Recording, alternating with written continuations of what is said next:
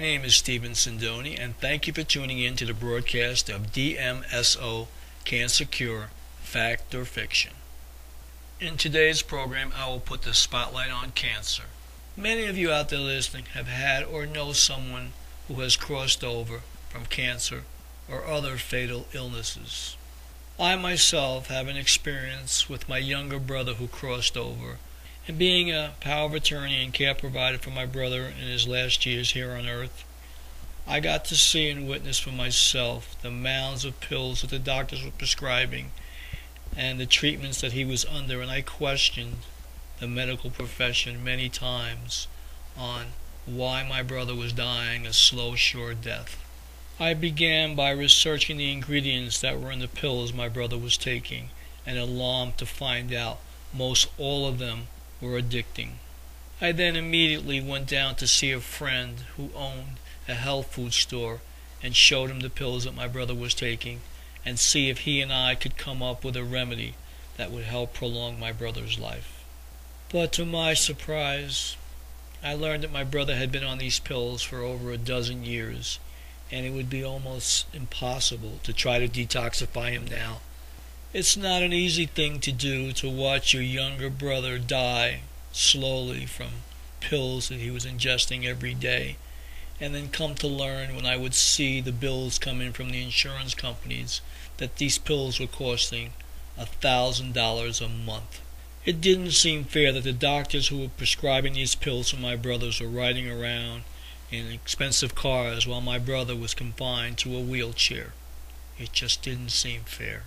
And when I would take my brother to see his physician, I would look on the wall and see the doctor's license to practice, and I would question it.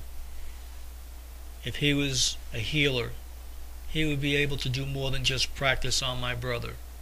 He would be able to heal my brother from his afflictions and his sicknesses, and not take advantage of my brother's suffering.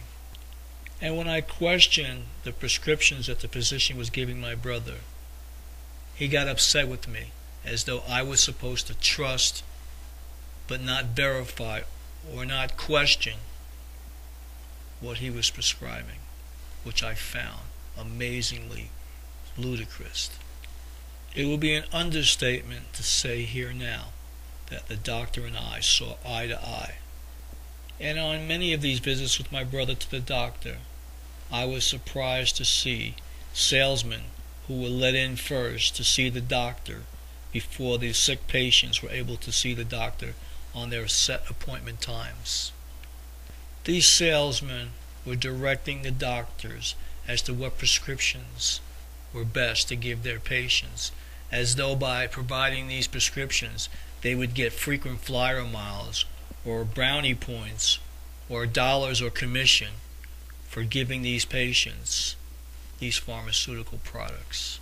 And as I watched this scenario unfold before my very eyes, I became disillusioned with the medical profession. And now we'll get back to the story at hand, Dmso, Cancer Cure, Fact or Fiction. Dmso is what I believe to be nature's answer to cancer. So what is Dmso? Dmso is an alternative cancer treatment. Years of research studies have proven it is safe and effective. It is legal, but because it has to be prescribed off-label, the FDA approved it, but not as a cancer treatment. Patients' insurance companies cannot be billed for it. It is not available through most cancer treatment centers for this reason. In short, for dimethyl sulfoxide, Dmso is a natural substance, a byproduct of the lumber industry, which supplies it to the pharmaceutical industry for veterinary and human use. In its crude form, this carrier solvent is often used by veterinarians and athletic coaches in the treatment of muscle sprains and various injuries. Dmso promotes healing by increasing the blood supply to the area of the injury. The pure pharmaceutical grade is FDA approved for treatment of intestinal cystitis, bladder inflammation. Dmso is a gentle but powerful healing substance. There is extreme medical research literature extending back decades and covering thousands of patients proving the safety of Dmso its uses, and also its effectiveness as a cancer treatment. Links to that evidence may be found on the following website.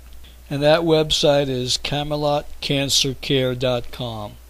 Are there any side effects associated with Dmso treatment? A few patients have reported a mild headache or a spell of chills. This is rare and disappears when the IV drip rate is slowed. Dmso has a slight odor like garlic and oysters. This fades away within 2 days after the final treatment. Dmso is gentle and non-toxic, and it does not ordinarily cause nausea and vomiting, nor does it routinely destroy health tissue or blood cells, unlike standard chemo. And it won't cause anemia except in cases where disease progression has damaged the pancreas or gallbladder, or in cases where prior standard chemotherapy and or disease progression has damaged the bone marrow's ability to regenerate replacement red blood cells. And Dmso has none of the miserable side effects common to most standard chemotherapy agents. Research indicates that it protects against common side effects of standard chemo and radiation. It also improves circulation, thus protecting against blood clot formation, which is a risk of surgery and a common complication of advancing malignancy. Is Dmso effective as a cancer treatment? Yes. Response varies among patients depending upon various factors, but we are generally able to buy quality time for patients in cases which are too far advanced to reverse. In the documented research literature and in actual cases, we have witnessed first-hand evidence that shows it has brought about total remission on many high-grade aggressive tumors which have progressed to the lymph nodes and other areas of the body.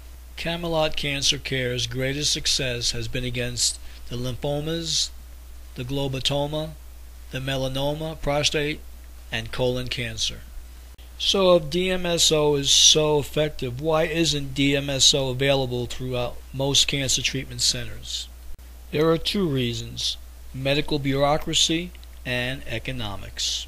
Most doctors are in fear that by offering it to their patients it could make them vulnerable to attack from the AMA or the FDA.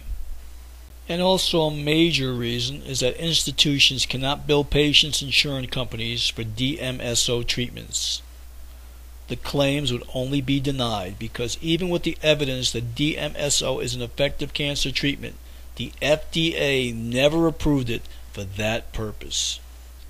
Even though there are obstacles with the FDA and Big Pharma, Dmso is sold in health food stores, mail order outlets, and on the internet, and in most countries around the world. It is used by millions for its health benefits in the United States. Dmso has FDA approval only as a preservative of stem cells, bone marrow cells, and organs for transplants, and for interstitial cystitis, a painful inflammatory condition of the bladder which is very difficult to treat with other therapies. And if you search for Dmso on the United States National Library of Medicine, pubmed.gov, you'll get almost 30,000 index results, making it one of the most studied compounds of our time.